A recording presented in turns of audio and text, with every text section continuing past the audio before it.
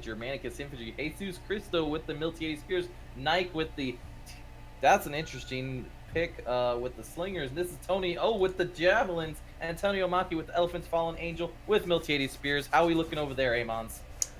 So we've got LV and the Jazz pushing up on towards the hill. Abjugardio sitting at the base, so he's not really decided where he's going to push. But we've basically gone for a hill strat on my side. Alrighty, over here on the Iberian Wolves, Asa scouting out the forest. He's going to take a look, split his cavalry off. He's got one going down the forest to make sure there's nothing pushing through there. He's splitting off. Going to check out the left side and a little bit of the middle with using that Arminius range and vision.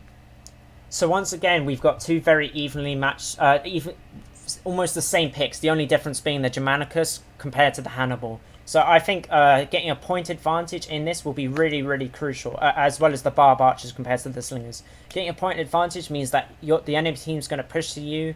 And also, we need to watch this elephant fight. This elephant fight will be crucial to deciding who wins the game. It's going to be over so quickly, and whoever has full health elephants left over can have so much impact on the enemy team. All right, we've got Thessalem looking to try and make a move on this is Tony, but Fallen Angel falling back to make sure that Tony is covered, and he drops some caltrops just in case. Now, looks like we got our first engagement going to be involving these archers that are getting pelted by the Slingers. Yep, this is an advantage towards the Barb Archers. I mean, they can actually trade quite evenly. The fact that Nike P is just dodging these shots actually quite brilliantly. But Nike P needs to just run up, hunt, raise shields, and he wins the fight if he gets the opportunity to. Panda Pop is just pressuring slightly, and he has taken the advantage so far over LV. Yes, he has. That was a nice bit of damage that we saw right there on LV. Did about 20% damage on one volley. Very nicely done. Well done on those dodges there, Nike.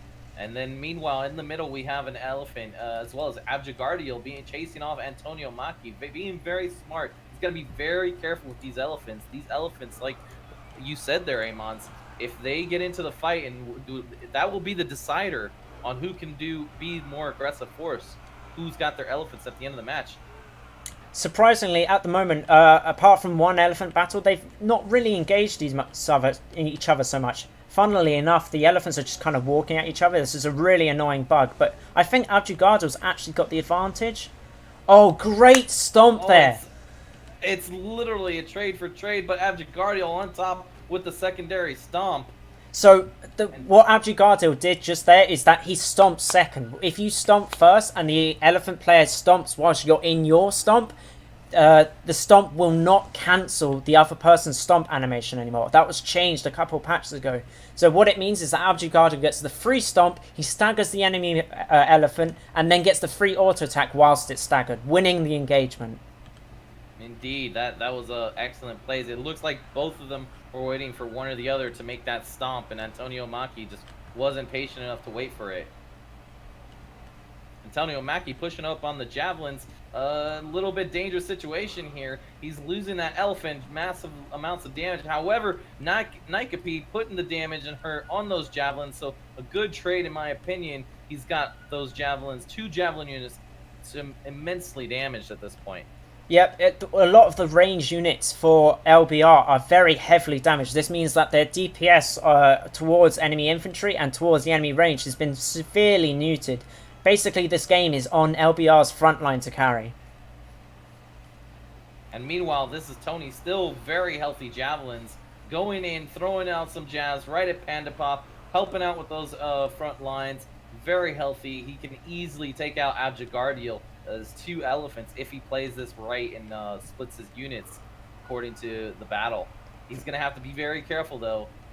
So a big difference here is that Tony is on the front line, constantly doing damage, is not scared, and he's giving buffs, the 40% melee attack and defense towards his front line. Whilst Von Graf is sitting back, he's scared because the slingers are constantly pelting him. He's lost so many of his units. This is a big difference in this battle.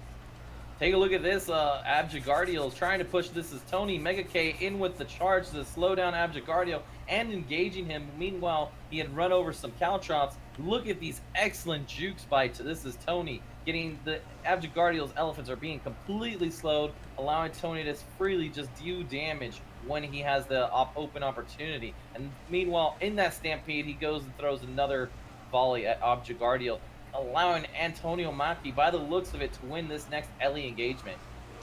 Yep, despite losing the first Ellie fight, eventually he comes out on top. There's one elephant to one elephant, so he traded better 3v2. And very nice dodge yet again. Lacilum trying to get this as Tony. His teamwork with Mega K and Fallen Angel clearly showing they have been practicing how to avoid dodges, how to work together. It's a big problem with a lot of players that play range is they will complain about their infantry not protecting them. It's a two-way street. Your range need to be running at your infantry that are going to protect you as well. And this is clearly showing that teamwork and cohesion.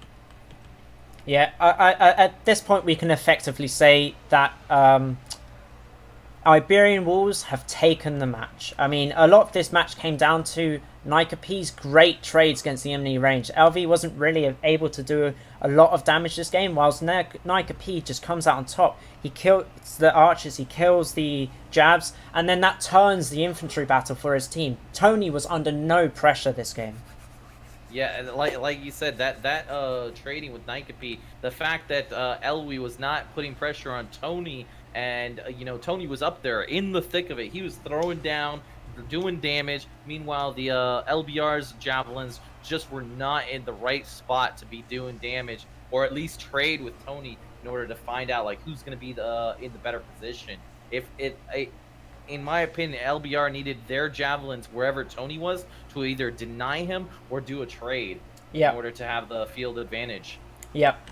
And also, it's you just need your range to win that battle. It's really crucial. They got the elephant advantage, and that can sway the game. But the elephants, what you usually expect from an elephant engagement is that both elephants just crash into each other, and then it's all over in a flash. Either one team's got 2 elephants or none, or the other team has them. But the elephant fight was spaced out. There was 1 elephant at a time. They were evenly spread out across the team. And so that left the slower game to develop. That left the range units to do some damage and the infantry to get better